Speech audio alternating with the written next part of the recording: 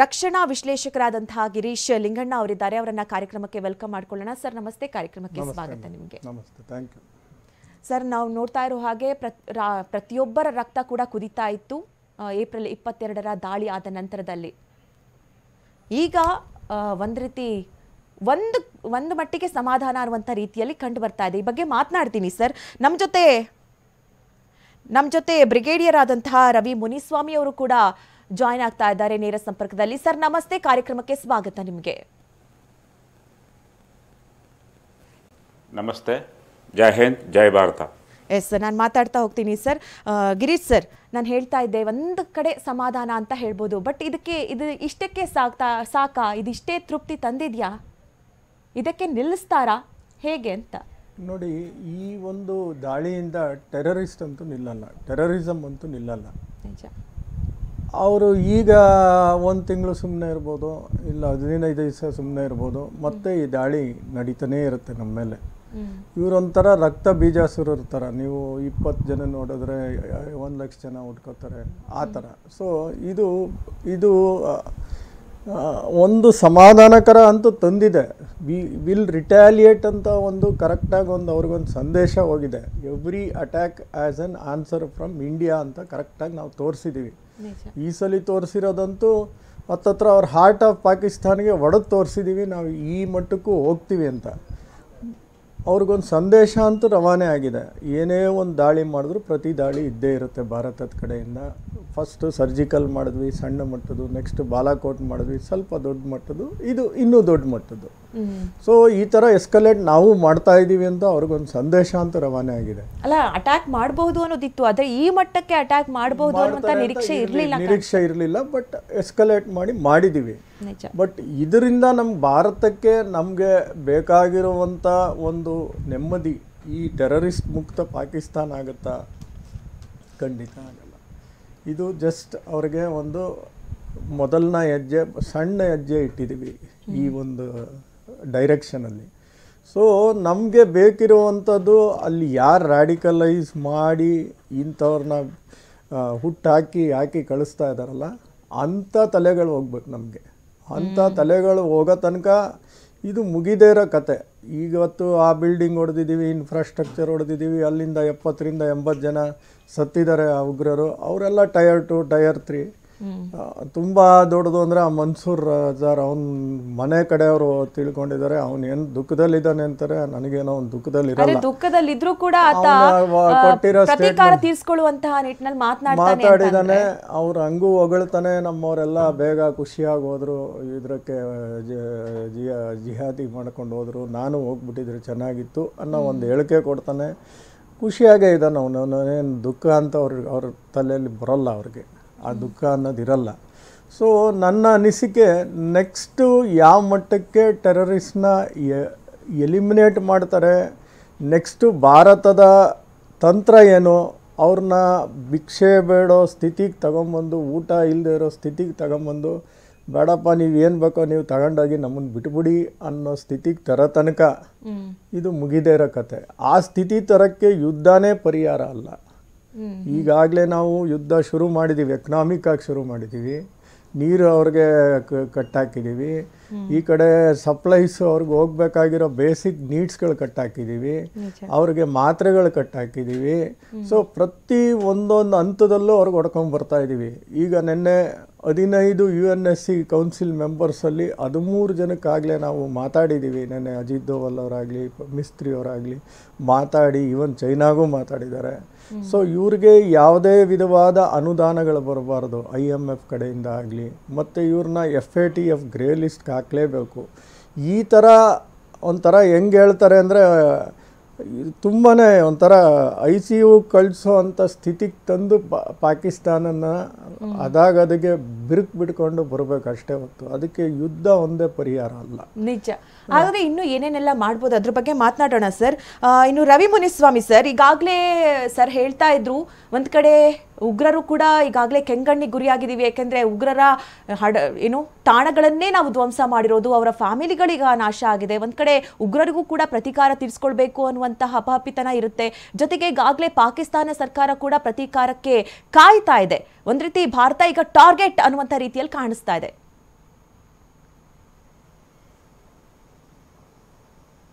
ಹೊರಗಡೆಯಿಂದ ನೋಡೋದಕ್ಕೆ ಹೋದರೆ ಪಾಕಿಸ್ತಾನ ತನ್ನ ಒಳಗಡೆ ಯೋಚನೆ ಏನು ಅಂತ ಹೇಳಿದ್ರೆ ಈ ಯುದ್ಧ ಮತ್ತೆ ಜಾಸ್ತಿ ಆಗಬಾರ್ದು ಅಂತ. ನೀವು ಹೇಳ್ತಾ ಇರೋದು ಜೊತೆ ನಾನು ಒಪ್ಕೊಳ್ತಾ ಇಲ್ಲ. ಯಾಕೆ ಅಂತ ಹೇಳಿದ್ರೆ ಅವ್ರಿಗೆ ಸ್ಥಿತಿ ಗೊತ್ತಾಗಿದೆ.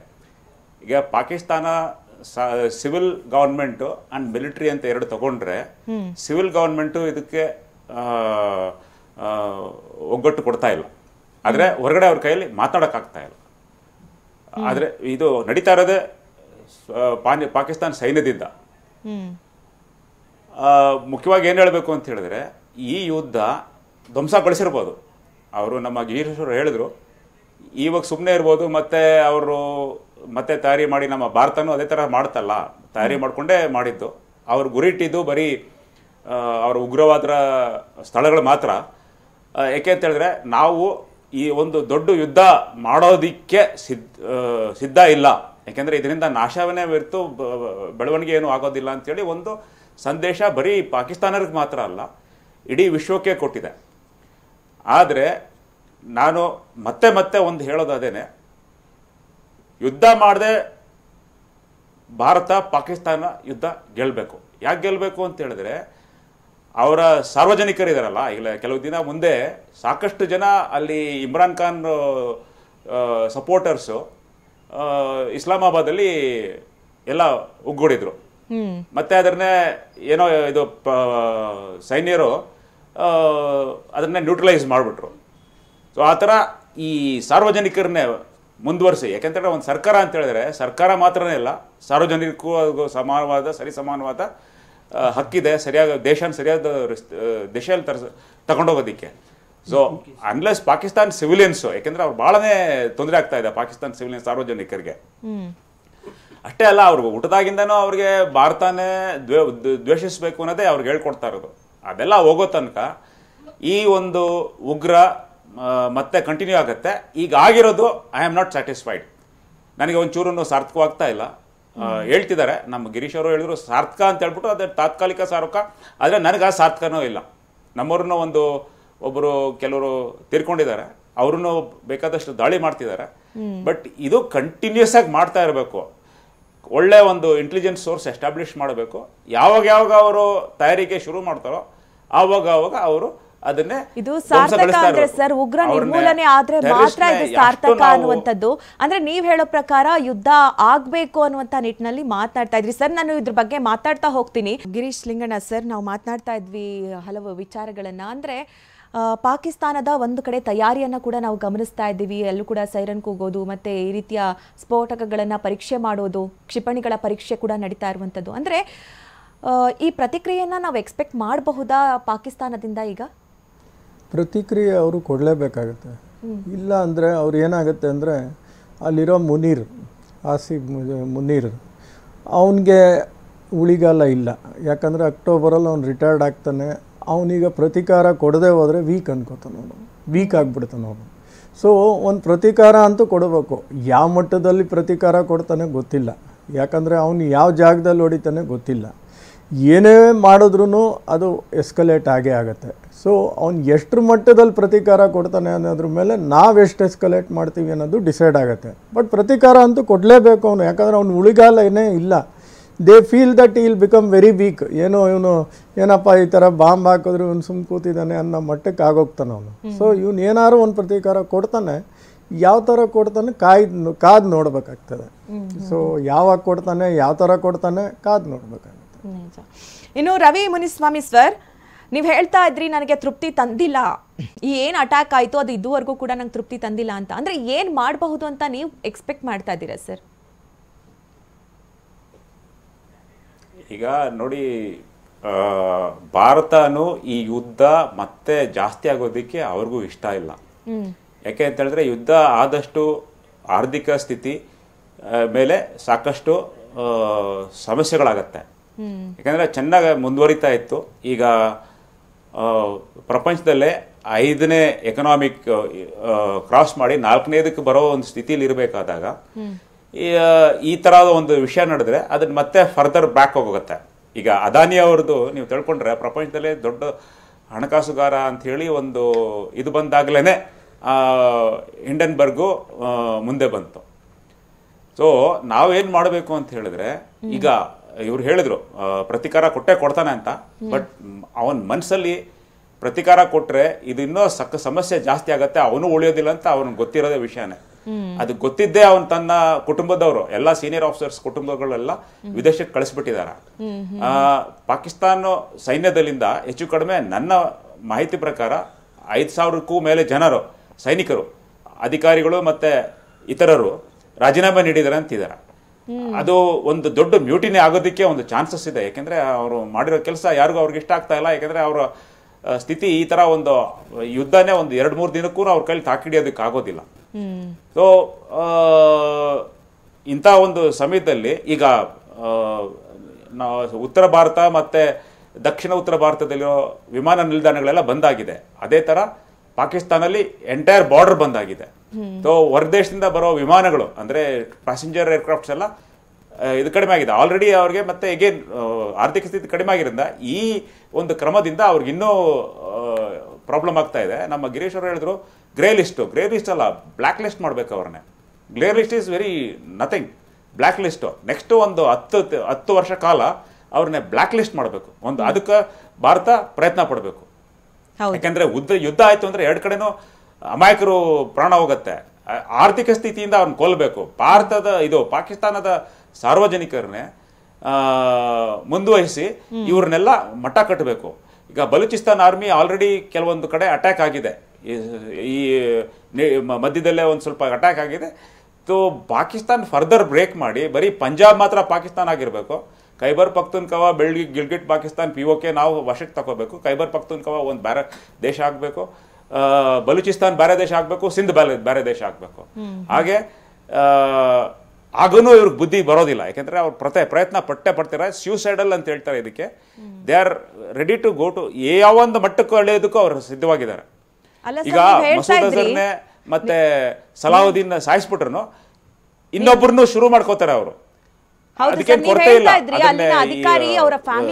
ಸೈಯದ್ ಸಲಾವುದ್ದೀನ್ ಹೋದ್ರೆ ಇನ್ನೊಬ್ಬ ಬರ್ತಾನೆ.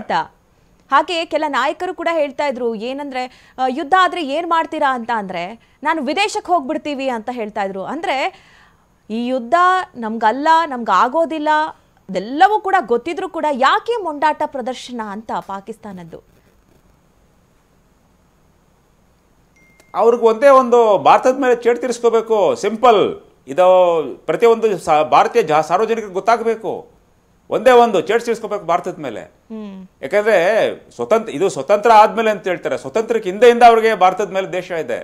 ನಾವು ಭಾರತದ ಜೊತೆ ಸೇರಿ ನಾವು ಇರೋದಿಕ್ಕೆ ನಮ್ಮ ಕೈಲಿ ಸಾಧ್ಯ ಇಲ್ಲ ಅಂದ್ರೆ ಏನು ಅಂತ ಅರ್ಥ. ಅದಕ್ಕೆ ಮುಂದೆಯಿಂದಾನೇ ಆಗಿದೆ. 1920ರಿಂದಾನೇ ಶುರು ಆಗಿದೆ. ನಾವು ಭಾರತದ ಜೊತೆ ಇರಬಾರ್ದು, ಸ್ವತಂತ್ರ ಬಂದಿದ್ಕೊಳ್ಳೆ ನಾವು ಬೇರೆ ದೇಶ ಆಗ್ಬೇಕು ಅಂತ ಹೇಳ್ಬಿಟ್ಟು. ಅದು ಯಾರಿಗೂ ಅರ್ಥ ಆಗ್ಲಿಲ್ಲ ಅಂದ್ರೆ ಅದಕ್ಕಿಂತಲೂ ದೊಡ್ಡ ಇಲ್ ಇನ್ಫಾರ್ಮ್ಡ್ ಸಾರ್ವಜನಿಕರು ನಮ್ಮಲ್ಲಿ ಯಾರೂ ಇಲ್ಲ. It's very clear. ಅಂಬೇಡ್ಕರ್ ಹೇಳಿದ್ದಾರೆ, ಸರ್ದಾರ್ ಪಟೇಲ್ ಹೇಳಿದ್ದಾರೆ. ನನ್ನ ಪ್ರಕಾರ ಅಂಬೇಡ್ಕರ್, ಸರ್ದಾರ್ ಪಟೇಲ್ ಇಬ್ರು ಅವರು ಸಂಪೂರ್ಣ ಕಾರ್ಯ ಮಾಡಲಿಲ್ಲ. ಎದುರಿಸ್ತ್ರೇನು ಅದನ್ನು ಸತತವಾಗಿ ಇಟ್ಕೊಂಡು ಅವರು ಈ ಒಂದು ಈ ಪರಿಣಾಮಕ್ಕೆ ಅಂತ ಆವಾಗಲೇ ಕಟ್ಟಬೇಕಾಗಿತ್ತು. ಜವಾಹರ್ಲಾಲ್ ನೆಹರು ಯಾರು, ಮಹಾತ್ಮ ಗಾಂಧಿ ಯಾರು, ಅವರೆಲ್ಲ ಪಾಕಿಸ್ತಾನಕ್ಕೆ ಸಹಕಾರ ನೀಡಿದ್ರೆ ವಿನಃ ಭಾರತ ಕಟ್ಟಬೇಕು ಅಂತ ಅವರು ಯೋಚನೆ ಮಾಡಲಿಲ್ಲ. ಮುಸಲ್ಮಾನರು ಪ್ರತಿಯೊಂದು ಮುಸಲ್ಮಾನರು ದ್ವೇಷಿಸೋದು ಸರಿಯಿಲ್ಲ. ನಾನು ಸಾಕಷ್ಟು ಮುಸಲ್ಮಾನರಿಗಿಲ್ಲ. ನೀವು ನೋಡಿದ್ರೆ ಸೋಫಿಯಾ ಕುರೇಶಿ ಅವಳು ಮುಸ್ಲಿಮ್ ನಿಂತ್ಕೊಂಡು ಮಾಡ್ತಾ ಇದ್ದಾಳೆ. ಭಾರತದ ಮೇಲೆ ಅವಳಿಗೆ ಇದಿದೆ.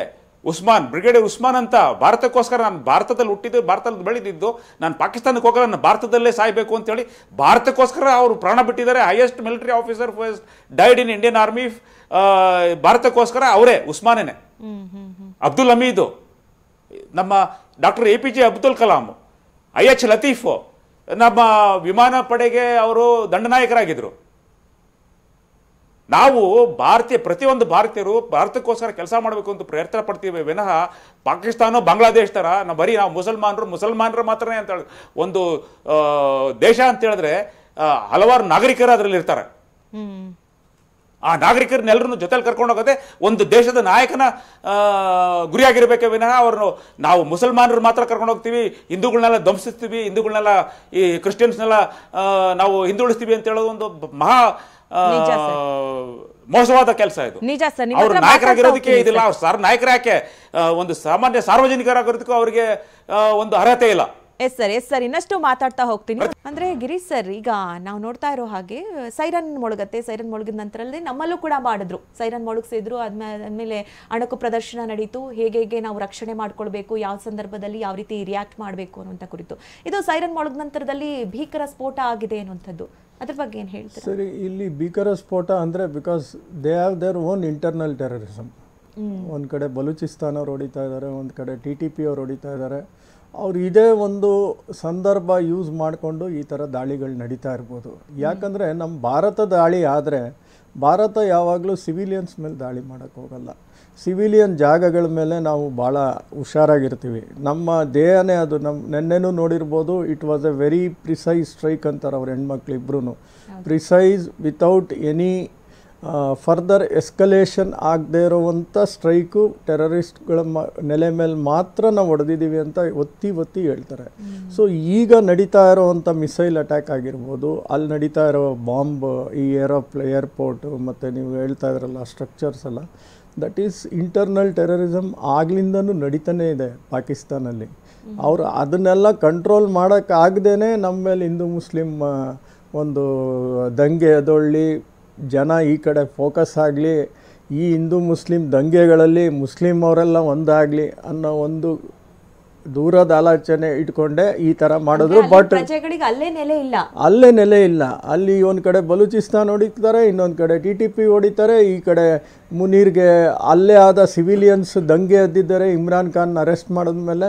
ಸೊ ಈ ಥರ ಅವ್ನಿಗೆ ಎಲ್ಲ ಫ್ರಂಟಿಂದನೂ ಅವ್ರ ಪ್ರಾಬ್ಲಮ್ ಇದೆ ಅವ್ರಿಗೆ. ಸೊ ಇದು ಅವ್ರಿಗೆ ಒಂದು ನೀವೇನೋ ಒಂದು ಸಣ್ಣ ಗಲಾಟೆ ಆದಾಗ ಇನ್ನೇನೇನೋ ಗಲಾಟೆಗಳು ಯಾವುದಾದ್ರು ಹಳೆ ದ್ವೇಷಗಳು ಇಟ್ಕೊಂಡು ಮುಗಿಸ್ಕೊಂಡ್ಬಿಡ್ತಾರಲ್ಲ ಜನ. ಸೊ ಈ ಒಂದು ಸಮಯ ಕಾಯ್ಕೊಂಡು ಅವರಲ್ಲಿ ಬಾಂಬ್ಗಳು ಬ್ಲಾಸ್ಟ್ ಮಾಡೋದು, ಅದು ಇದು ಅವ್ರ ಇಂಟರ್ನಲ್. ಅದು ಇದರಲ್ಲಿ ಭಾರತದ ಕೈವಾಡ ಅಂತೂ ಇರಲ್ಲ. ಯಾಕಂದರೆ ಭಾರತದ ಯಾವತ್ತೂ ಸಿವಿಲಿಯನ್ಸ್ ಅಟ್ಯಾಕ್ ಮಾಡೋ ಅಂಥ ಉದ್ದೇಶನೇ ಭಾರತಕ್ಕಿಲ್ಲ. ಸೊ ಅದು ಇಂಟರ್ನಲ್. ಅದು ಇಂಟರ್ನಲ್ ಇನ್ನೂ ಜಾಸ್ತಿ ಗಲಾಟೆ ಆಗುತ್ತೆ ಅಷ್ಟೇ. ಅದು ಸೊ ಅದರಲ್ಲಿ ನಮ್ಮ ಭಾರತದ ಪಾತ್ರ ಏನು, ನಮ್ಮ ಪಾತ್ರ ಏನು, ಅದೆಲ್ಲ ನೆಕ್ಸ್ಟ್ ನಾನು ವಿಲ್ ಥಿಂಕ್ ಅಬೌಟ್ ಇಟ್, ಆ ಇಂಟರ್ನಲ್ ಗಲಾಟೆಗೆ. ಸೊ ಈಗ ಸ್ಟಾರ್ಟ್ ಆಗಿದೆ ಅಲ್ಲಿ ಇಂಟರ್ನಲ್ಲಿ. ಈಗ ಇದನ್ನು ಯೋಚನೆ ಮಾಡೋಕ್ಕೆ ಅವ್ರಿಗೆ ಈಗ ಟೈಮ್ ಇರಲ್ಲ. ಈಗ ಅವ್ರಿಗೆ ಇದ್ರ ಮೇಲೆ ಯೋಚನೆ ಮಾಡಲಿ ಅಂತ ಬಿಟ್ಟಿದ್ದಾರೆ ಈಗ. ನಿಜ. ಇನ್ನೂ ಮಾಹಿತಿ ಬರ್ತಾ ಇರೋ ಪ್ರಕಾರ ಇನ್ನೂ ಹಲವೆಡೆ ಸ್ಫೋಟದ ಸದ್ದು ಕೇಳ್ತಾ ಇದೆ ಅನ್ನುವಂತಹ ಮಾಹಿತಿ ಸದ್ಯ ಸಿಗ್ತಾ ಇರುವಂಥದ್ದು. ಲಿಂಗಣ್ಣ ಸರ್ ಹೇಳ್ತಾ ಇದ್ರಿ, ಅಲ್ಲಿನ ಸಿವಿಲಿಯನ್ಸಿಗೆ ಒಂದಷ್ಟು ರಕ್ಷಣೆ ಇಲ್ಲದಂತಹ ಪರಿಸ್ಥಿತಿ ಪಾಕ್ನಲ್ಲಿದೆ. ಆದರೂ ಕೂಡ ಪಾಕ್ ಇಂತಹ ಒಂದಷ್ಟು ಕೆಲಸಕ್ಕೆ ಕೈ ಹಾಕ್ತಾ ಇದೆ. ಈಗ ಗುಪ್ತಚರ ಇಲಾಖೆ ಕೂಡ ಒಂದಷ್ಟು ಕಡೆಗಳಲ್ಲಿ ಕಣ್ಣಿಟ್ಟಿದೆ. ರೈಲ್ವೆ ಸ್ಟೇಷನ್ ಆಗಿರ್ಬೋದು, ಅಥವಾ ಗಡಿ ಭಾಗದ ನಮ್ಮ ಸೈನಿಕರ ಚಲನವಲನ ಆಗಿರಬಹುದು, ಅಥವಾ ಯಾವ ರೀತಿ ಇದನ್ನ ಗುಪ್ತಚರ ಇಲಾಖೆ ಬಳಸ್ಕೊಳ್ತಾ ಇದೆ ಅಂತ. ಅಂದ್ರೆ ಗುಪ್ತಚರ ಮಾಹಿತಿ ಅವರು ಟ್ರೈ ಮಾಡ್ತಾನೆ ಇರ್ತಾರೆ. ನಾವು ಯಾಕೆ ರೈಲ್ವೆ ಸ್ಟೇಷನ್ ಅಂದರೆ ನಾವೇನು ಅಮ್ಯುನೇಷನ್ಸ್ಗಳು ಸಾಗಿಸ್ತಾ ಇದ್ದೀವಿ, ಬಾರ್ಡ್ರಿಗೆ ಎಷ್ಟು ಹೋಗ್ತಾ ಇದೆ, ಎಲ್ಲಿಂದ ಏನು ಹೋಗ್ತಾ ಇದೆ, ಅದ್ರ ಬಗ್ಗೆ ಅವರೊಂದು ಮಾಹಿತಿ ಇಟ್ಕೊಳ್ಳೋದು ಒಂದು ಸಹಜ ಪ್ರತಿಕ್ರಿಯೆ. ಈಗ ಅವ್ರ ಗುಪ್ತಚರ ಎಷ್ಟು ಸ್ಟ್ರಾಂಗ್ ಇದೆ ಅಂದರೆ ಅಲ್ಲಿ ಏನು ನಡೀತಾ ಇದೆ ಅನ್ನೋದೇ ಅವ್ರಿಗೆ ಗೊತ್ತಾಗ್ತಾ ಇಲ್ಲ. ಎಲ್ಲೆಲ್ಲಿ ಬಾಂಬ್ಗಳು ಹೊಡಿತಾ ಇದೆ ಅಂತಲೇ ಅವ್ರಿಗೆ ಗೊತ್ತಾಗ್ತಾ ಇಲ್ಲ. ಅಲ್ಲಿ ಯಾವುದಾದ್ರು ಒಂದು ದೇಶದಲ್ಲಿ ಒಂದು ಟ್ರೈನ್ನೇ ಹೈಜಾಕ್ ಮಾಡೋದು ನೋಡಿದ್ದೀರ. ಇದನ್ನು ಹೈಜಾಕ್ ಮಾಡ್ತೀವಿ, ಕಾರ್ನ ಹೈಜಾಕ್ ಮಾಡಿರ್ತಾರೆ, ಜನನ ಹೈಜಾಕ್ ಮಾಡ್ತಾರೆ. ಅಲ್ಲಿ ಇಡೀ ಟ್ರೈನ್ನೇ ಹೈಜಾಕ್ ಮಾಡ್ಕೊಂಡು ಹೋಗ್ಬಿಟ್ಟಿದ್ರು. ಸೊ ಅಂಥ ಗುಪ್ತಚರ ಅಲ್ಲಿ ಈಗ ಅಷ್ಟು ಫೇಲ್ಯೂರ್ ಆಗಿರುವಂಥ ಸ್ಥಿತಿ ಅಲ್ಲಿ. ಅವ್ರ ಹತ್ರ ದುಡ್ಡಿಲ್ಲ, ಎಕನಾಮಿಕಲಿ ಭಾಳ ವೀಕ್ ಆಗಿಬಿಟ್ಟಿದ್ದಾರೆ. 24 ಬಾರಿ ಅವರಾಗಲೇ IMF ಇಂದ ಲೋನ್ ತೊಗೊಂಡಿದ್ದಾರೆ. ಅಂದರೆ ವಿಶ್ವದಲ್ಲೇ ಅತಿ ಹೆಚ್ಚು ಲೋನ್ ಪಡೆದಿರುವಂಥ ರಾಷ್ಟ್ರ ಅಂದರೆ ಅದೊಂದೇ ಪಾಕಿಸ್ತಾನ. ಈಗ ಮತ್ತೆ ಚೈನಾಯಿಂದ ಲೋನು, ಸೌದಿ ಅರೇಬಿಯಾಯಿಂದ ಲೋನು, ಅವ್ರು ಇಡೀ ಲೋನ್ ತೀರ್ಸೋಕೆ ಇನ್ನೊಂದು ಲೋನು, ಲೋನ್ ತೀರ್ಸೋಕೆ ಇನ್ನೊಂದು ಲೋನು, ಆ ಸ್ಥಿತಿಲಿರುವಂಥ ದೇಶ ಅದು. ಇಂಟರ್ನಲ್ಲಿ ಫುಲ್ ಹಾಳಾಗೋಗಿದೆ. ಒಳಗಡೆ ಏನಂತಾರೆ ಆಡಳಿತ ಫುಲ್ಲು ಕುಸ್ತೋಗಿದೆ. ಅಲ್ಲಿ ಏನಾಗಿದೆ ಅಂದರೆ ಶಹಬಾಜ್ ಅವನ್ ಪ್ರಧಾನಮಂತ್ರಿ is only A spokes person for ಸೇನೆ ಅಷ್ಟೇ. ಸೇನೆ ಏನು ಹೇಳ್ತಾ ಇದೆಯೋ ಅವನೊಂದು, ಯಾಕಂದ್ರೆ ಅವನನ್ನು ಕೂಡಿಸಿರೋದೇ ಒಂಥರ ಡೆಮೊಕ್ರೆಟಿಕ್ ಆಗಿ ಅವ್ನು ಕೂಡಿಸಿಲ್ಲ, ಅವ್ನು ಗೆಲ್ಲೇ ಇಲ್ಲ ಅವನು. ಆ್ಯಕ್ಚುಲ್ ಅಲ್ಲಿ ನೋಡಿದ್ರೆ ಇಮ್ರಾನ್ ಖಾನ್ ಪಾರ್ಟಿ ಗೆದ್ದಿತ್ತದು. ಅವ್ರನ್ನ ತಗೊಂಡಾಗ ಜೈಲಿಗೆ ಹಾಕಿದ್ರು. ಜೈಲಿಗೆ ಹಾಕ್ಬಿಟ್ಟು ಇವನನ್ನು ತಗೊಂಬಂದು ಕೂಡ್ಸಿ ಒಂದು ಪಪೆಟ್ ಗೌರ್ಮೆಂಟು, ಇವ್ನಿಗೆ ಹೆಂಗೆ ತಲೆ ಓಡ್ತಾ ಇದೆಯೋ ಆ ಥರ ನಡೀತಾ ಇರೋವಂಥ ದೇಶ ಅದು. ಸೊ ಅಲ್ಲಿನ ಕಂಟ್ರೋಲೇ ಅವನಿಗೆ ಬಿದ್ದೋಗಿದೆ. ಇವತ್ತಿನ ಸ್ಥಿತಿಗತಿ ನೋಡಿದ್ರೆ ಎಲ್ಲ ಕಡೆ ಬಾಂಬ್ ಬ್ಲಾಸ್ಟ್ ಆಗ್ತಿದೆ, ಇದು ಆಗ್ತಿದೆ ಅಂದರೆ ಅವ್ನು ಇನ್ನೇನು ಮಾಡೋಕ್ಕಾಗಲ್ಲ. ಇದನ್ನು ಡೈವರ್ಟ್ ಮಾಡ್ಕೊಳ್ಳೋಕೆ ಏನೋ ಒಂದು ಮಾಡಿಬಿಡ್ತಾನೆ ಇಲ್ಲಿಗೆ. ಬೈ ಫೋರ್ಸ್ಫುಲ್ ಡೈವರ್ಟ್ ಮಾಡಬೇಕು ಈ ಸ್ಥಿತಿನ, ಇಲ್ಲ ಹಾಳಾಗಿರುವಂಥ ಪರಿಸ್ಥಿತಿನ. ಹಾಂ, ಎಸ್ ಸರ್. ಇನ್ನು ರವಿ ಸರ್, ಈಗಾಗಲೇ ಪಾಕಿಸ್ತಾನ ಇಷ್ಟೆಲ್ಲ ಹಾರಾಡ್ತಾ ಇರೋದಕ್ಕೆ ಕಾರಣವೇ ಅದು ಚೀನಾದಿಂದ ತೆಗೆಸ್ಕೊಂಡಂತಹ ಒಂದಷ್ಟು ಕ್ಷಿಪಣಿಗಳು. ಹೀಗಾಗಿ ನಮ್ಮ ಹತ್ರ ಶಸ್ತ್ರಸಜ್ಜಿತವಾಗಿದ್ದೀವಿ, ನಾವು ಯಾವುದೇ ಕ್ಷಣದಲ್ಲೂ ಕೂಡ ದಾಳಿ ಮಾಡಬಹುದು ಅನ್ನುವಂಥ ಒಂದಷ್ಟು ಹುಂಬತನ ಇದೆ ಅಂತ ಹೇಳಿ. ಆ ಕ್ಷಿಪಣಿಗಳು ನಿಜಕ್ಕೂ ನಮ್ಮ ಭಾರತದ ಕ್ಷಿಪಣಿಗಳಿಗಿಂತ ಸ್ಟ್ರಾಂಗ್ ಆಗಿದೆಯಾ? ಅವ್ರ ಹತ್ರ ಇರುವಂತಹ ಶಸ್ತ್ರಾಸ್ತ್ರಗಳು ಅಷ್ಟು ಸ್ಟ್ರಾಂಗ್ ಅನ್ಸುತ್ತಾ? ಮೊದಲನೇದಾಗಿ ಒಂದೇ ಒಂದು ವಿಷಯ ನಾನು ನಿಮ್ಗೆ ಹೇಳ್ತೀನಿ. ಪಾಕಿಸ್ತಾನನ್ನು ಗ್ರೇ ಲಿಸ್ಟ್ ಅಲ್ಲಿ ಸೇರಿಸಬೇಕು ಅಂತ ಹೇಳ್ತಾರೆ. ಆಲ್ರೆಡಿ ಗ್ರೇ ಲಿಸ್ಟ್ ಅಲ್ಲಿ ಇದೆ. ಗ್ರೇ ಲಿಸ್ಟ್ ಇಂದ ಬ್ಲಾಕ್ ಲಿಸ್ಟ್ಗೆ ಶಿಫ್ಟ್ ಮಾಡೋದಕ್ಕೆ ಪ್ರಯತ್ನ ಪಡ್ತಿದೆ. ಪ್ರತಿ ಸಾರಿ ಚೀನಾನೇ ಅದಕ್ಕೆ ಸಹಕಾರ ನಡೀತಿದೆ, ಅದೇ ಬ್ಲಾಕ್ ಲಿಸ್ಟ್ ಮಾಡಬಾರ್ದು ಅಂತ ಹೇಳ್ಬಿಟ್ಟು. ಎರಡನೇದಾಗಿ ಆ ಕ್ಷಿಪಣಿ, ಒಂದು ಕ್ಷಿಪಣಿ ಅಂತ ಹೇಳಿದ್ರೆ ಈ ಪರಮಾಣು ಬಾಂಬು ಅಂತ ಹೇಳಿದ ಅವ್ರ ಹತ್ರ ಇರೋದೆಲ್ಲ ಚೈನಾದು, ಪಾಕಿಸ್ತಾನಲ್ಲಿ ಡೆವಲಪ್ ಮಾಡಿದ್ದೇನೂ ಇಲ್ಲ. ಉಳಿದಿದ್ದು ಮಿಸೈಲ್ ಬಗ್ಗೆ ಏನು ಮಾತನಾಡಬೇಕಾಗಿಲ್ಲ. ಬಟ್ ಪವರ್ಫುಲ್ ಅಂತ ಈ ನಮ್ದು ಪವರ್ಫುಲ್ಲ ಅವ್ರದ್ದು ಪವರ್ಫುಲ್ಲ ಅಂತ ಹೇಳೋದಿಕ್ಕಾಗಲ್ಲ. ಅದು ಯಾವಾಗ ಬೇಕಾದ್ರೂ ಅದನ್ನ ಮಾಡಿಫೈ ಮಾಡ್ಕೋಬಹುದು. ಈಗ ಅಟಾಮಿಕ್ ಬಾಂಬ್ ಅಂದ್ರೆ ಅಟಾಮಿಕ್ ಬಾಂಬು, ಅದರ ಧ್ವಂಸ ಎಷ್ಟಾಗತ್ತೋ ಅದರಲ್ಲಿರೋ ಎಷ್ಟು ತೂಕ, ಇದು ನ್ಯೂಕ್ಲಿಯರ್ ಐಟಮ್ ಎಷ್ಟಿದೆ ಅಂತ ಅದ್ರ ಮೇಲೆ ಡಿಪೆಂಡ್ ಆಗತ್ತೆ. ಅದು ಎಷ್ಟು ಬೇಕಾದ್ರೂ ಜಾಸ್ತಿ ಮಾಡ್ಕೋಬಹುದು. ಅದು ಜಾಸ್ತಿ ಮಾಡಿದ್ರೆ ಅದರ ರೇಂಜ್ ಕಡಿಮೆ ಆಗತ್ತೆ, ಆದ್ರೆ ಧ್ವಂಸಗೊಳಿಸುವ ಒಂದು ಶಕ್ತಿ ಜಾಸ್ತಿ ಆಗತ್ತೆ. So second aspect is that already ಅವ್ರಿಗೆ ನಾವೇನ್ ಮಾಡ್ತಾ ಇದೀವಿ ಅಂತ ಇನ್ಫಾರ್ಮೇಶನ್ ಇದೆ. ಸ್ಯಾಟಲೈಟ್ ಮೂವ್ಮೆಂಟ್ಸ್ ಎಲ್ಲರ ಹತ್ರನೂ ಇದೆ ಪ್ರಪಂಚದಲ್ಲಿ. ಚೀನಾ ಕೊಟ್ಟಿರುತ್ತೆ, ಅಮೆರಿಕನೂ ಕೊಟ್ಟಿರುತ್ತೆ. ಉಳಿದ ದೇಶಗಳಲ್ಲಿ ಯಾರ ಹತ್ರ ಸ್ಯಾಟಲೈಟ್ ಸರ್ವೆಲೆನ್ಸ್ ಇದೆಯೋ ಅವರೆಲ್ಲ ಇನ್ಫಾರ್ಮೇಶನ್ ಕೊಟ್ಟಿರ್ತಾರೆ. ಎರಡು ಕಾರಣ ಅದಕ್ಕೆ. ಒಂದು ಕಾರಣ ಬಂದು ಈ ಯುದ್ಧನೇ ಕಡಿಮೆ ಮಾಡಬೇಕು ಅಂತ ಹೇಳ್ಬಿಟ್ಟು, ಇದು ಮುಕ್ತಾಯ ಮಾಡಬೇಕು. ಎರಡನೇ ಕಾರಣ ಬಂದು ಈ ಯುದ್ಧ ಜಾಸ್ತಿ ಮಾಡಬೇಕು ಅಂತಲೂ ಇರುತ್ತೆ. ಕೆಲವೊಂದು ಶಕ್ತಿಗಳು ಜಾಸ್ತಿ ಮಾಡಬೇಕು. ಈಗಲೇ ಚೀನಾ ಡೈರೆಕ್ಟಾಗಿ ಭಾರತದ ಮೇಲೆ ದಾಳಿ ಮಾಡೋದಕ್ಕೆ ಇಷ್ಟ ಇಲ್ಲ. ಯಾಕೆಂತ ಹೇಳಿದ್ರೆ ಅವರ ಆರ್ಥಿಕ ಸ್ಥಿತಿನೂ ಕಡಿಮೆ ಆಗ್ತಾ ಇದೆ ಈಗ, because of various trade wars. ಮತ್ತೆ ಅವರು ಭಾರತದ ಮೇಲೆ ಹೆಚ್ಚು ಆಯಿತು ಅಂತ ಹೇಳಿದ್ರೆ ಭಾರತದಲ್ಲಿರೋ ವ್ಯಾಪಾರನೂ ಅವ್ರಿಗೆ ಹೊಟ್ಟೋಗತ್ತೆ. ಸೊ ಆದ್ರಿಂದ ಪಾಕಿಸ್ತಾನ ಮೂಲಕ ಮಾಡೋದಕ್ಕೆ ಎಲ್ಲ ಸಹಕಾರನ ಅವ್ರು ನೀಡ್ತಾರೆ. ತುರ್ಕಿನೂ ಕೊಡ್ತಿದೆ. ಪವರ್ಫುಲ್ ನಮ್ದ ಅವ್ರದ ಅಂತ ಒಂದು ಯೋಚನೆ ನಾವು ಮಾಡಬಾರ್ದು. ಹೆಂಗೆ ನಾವು ಅವ್ರನ್ನೇ ಧ್ವಂಸಗೊಳಿಸ್ಬೇಕು, ಹೆಂಗೆ ಅವ್ರನ್ನೇ ನೆಲಮಟ್ಟಕ್ಕೆ ತಗೊಂಬರ್ಬೇಕು, ಇಡೀ ಪಾಕಿಸ್ತಾನ ಉಡಾಯಿಸ್ಬೇಕು. ಉಡಾಯಿಸಿದ್ರೇ ಈ ಒಂದು ಟೆರರಿಸಮ್ಗೆ ಒಂದು ಅಂತ ಆಗತ್ತೆ. ಯಾಕೆಂತ ಹೇಳಿದ್ರೆ ಈ ಸಾರ್ವಜನಿಕರನ್ನೇ ಸರ್ಕಾರದ ವಿರುದ್ಧ ಎಬ್ಬರಿಸಲೇಬೇಕು. ಸಾರ್ವಜನಿಕ ಆಲ್ರೆಡಿ ಅವ್ರಿಗೆ ಮಾಹಿತಿ ಇದೆ, ಪಾಕಿಸ್ತಾನ ಸಾರ್ವಜನಿಕರನ್ನೇ ಬಹಳ ಮೋಸ ಮಾಡ್ತಿದೆ ಅಂತ ಅವ್ರಿಗೆ ಗೊತ್ತಿದೆ. ಅವ್ರಿಗೆ ಈಗ ಪ್ರತಿಯೊಂದು ಸೀನಿಯರ್ ಆರ್ಮಿ ಆಫೀಸರ್ಸ್ ಅವರು ನಿವೃತ್ತರಾದ ಮೇಲೆ ಹೊರದೇಶದಲ್ಲಿ ಹೋಗಿ ಅವರು ಸೆಟ್ಲ್ ಆಗ್ತಾ ಇದ್ದಾರೆ. ಯಾರು ಪಾಕಿಸ್ತಾನಲ್ಲಿ ಇಲ್ಲ. Even Bajwa is out side. ಇವನು ಅಸೀಮ್ ಮುನೀರ್ ಹಾಗೆ ಹೋಗ್ತಾನೆ. ಬಟ್ ಅಮಾಯಕ ಪಾಕಿಸ್ತಾನರಿಗೆ ಇದು ಮೇಲೆ ಪ್ರಭಾವ ಜಾಸ್ತಿ ಆಗತ್ತೆ. Okay sir. ಇನ್ನು ಗಿರೀಶ್ ಲಿಂಗಣ್ಣ ಸರ್, ನಾವು ಮಾತಾಡ್ತಾ ಇದ್ವಿ ಅಂದ್ರೆ ಈಗಾಗಲೇ ಅವರು ಕೂಡ ದಾಳಿಯನ್ನು ನಡೆಸಿದ್ದಾರೆ. ಅಲ್ಲಿನ 15 ಜನ ನಾಗರಿಕರು ಸಾವನ್ನಪ್ಪಿದ್ದಾರೆ ಅನ್ನುವಂತಹ ಮಾಹಿತಿ ಬರ್ತಾ ಇದೆ. ಅಂದ್ರೆ ಅದು ಪ್ರತೀಕಾರ ಆಗೋದಿಲ್ವಾ? ಅದು ಒಂದು ಲಿಮಿಟೆಡ್ ಸ್ಟ್ರೈಕ್ ಅಂತ ಕನ್ಸಿಡರ್ ಮಾಡ್ಕೋತಾರೆ. ಅಂದರೆ ಈ LOCಲಿ ದಾಳಿಗಳಾದಾಗ ಆ ಕಡೆನೂ ಸಿವಿಲಿಯನ್ ಸಾವು ನೋವಿರುತ್ತೆ, ಈ ಕಡೆನೂ ಸಾವು ನೋವಿರುತ್ತೆ. ಸೊ ಇದು ಲಿಮಿಟೆಡ್ ಸ್ಟ್ರೈಕ್ ಅಂತ ಮಿಲಿಟ್ರಿ ಟರ್ಮ್ಸಲ್ಲಿ ಅದು ಅನ್ಕೋತಾರೆ. ಅನ್ಲೆಸ್ ಆ್ಯಂಡ್ ಅಂಟಿಲ್ ತುಂಬ ಹೈ ಮಟ್ಟದಲ್ಲಿ ಸಾವಿರಾರು ಜನ ಸತ್ರು, ಇಲ್ಲ ಇದು ಏನಪ್ಪ ಮಿಲಿಟ್ರಿ ಸ್ಟ್ರಕ್ಚರ್ಸ್ಗಳೇ ಹೋಯ್ತು, ಇಲ್ಲ ಕಂಟ್ರಿ ಇನ್ಫ್ರಾಸ್ಟ್ರಕ್ಚರ್ಸ್ ಡ್ಯಾಮೇಜ್ ಆಯಿತು, ಆವಾಗ ಎಸ್ಕಲೇಷನ್ ಜಾಸ್ತಿ ಆಗುತ್ತೆ. ಈ ಗಡಿ ಭಾಗದಲ್ಲಿ ಗುಂಡಿನ ಚಕಮಕಿ 13 ದಿವಸಗಳಿಂದನೂ ನಡೀತಾನೆ ಇದೆ. 13 ದಿವಸ ಅಲ್ಲ, ಭಾಳ ಹಿಂದೆನೂ ನಡೀತಾನೆ ಇದೆ. ಈ 13 ದಿವಸದಲ್ಲಿ ಈ ಟ್ಯಾಂಕರ್ಸು, ಈ ಅಮ್ಯುನೇಷನ್ಸ್ 155 mm ಇದು, ಸೊ ಆ ಥರ ಗುಂಡಿನ ದಾಳಿಗಳಾದಾಗ ಕೆಲವು ಕ್ರಾಸ್ ಆಗಿ ನಮ್ಮ ಸಿವಿಲಿಯನ್ಸ್ ಜಾಗಕ್ಕೆ ಬೀಳೋ ಅಂಥ ಚಾನ್ಸಸ್ ಜಾಸ್ತಿ ಇದೆ. ಅಫ್ಕೋರ್ಸ್ ಅಲ್ಲೆಲ್ಲ ಎವ್ಯಾಕ್ಯುಯೇಟ್ ಮಾಡಿಬಿಟ್ಟಿದ್ದಾರೆ, ಅಲ್ಲಿ ಯಾರೂ ಇಲ್ಲ.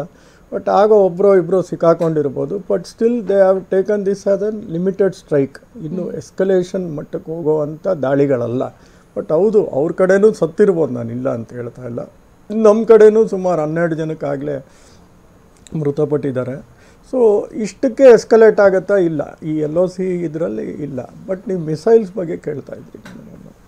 ಅವ್ರ ಹತ್ರ ಯಾವ ಮಿಸೈಲ್ಸ್ ಇದೆ, ನಮ್ಮ ಹತ್ರ ಯಾವ ಮಿಸೈಲ್ಸ್ ಇದೆ ಅಂತ. ಸಿ, ಅವ್ರ ಹತ್ರ ದೇರ್ ಇಸ್ ಎ ಇನ್ಫಾರ್ಮೇಷನ್ ಫಟಾ 2 ಅಂತ ಒಂದು ಅಬ್ದಾಲಿ ಅನ್ನೋ ಮಿಸೈಲ್ ಯೂಸ್ ಮಾಡ್ತಾರೆ ಅಂತ ಒಂದಿದೆ.